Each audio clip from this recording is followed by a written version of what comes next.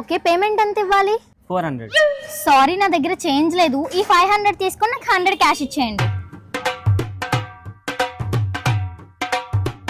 Hello, Pavani చెప్పే. 100 change లేదని చెప్దామంటే ఈవిడేట్ ఎలా ఫోన్ మాట్లాడుతుంది.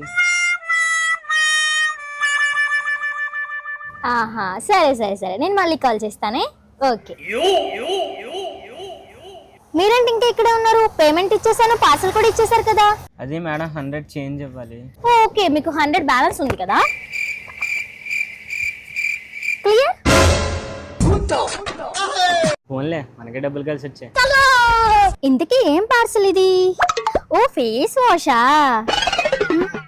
మరి ఇక్కడ పేమెంట్ ఏంటి 400 అని ఉంది?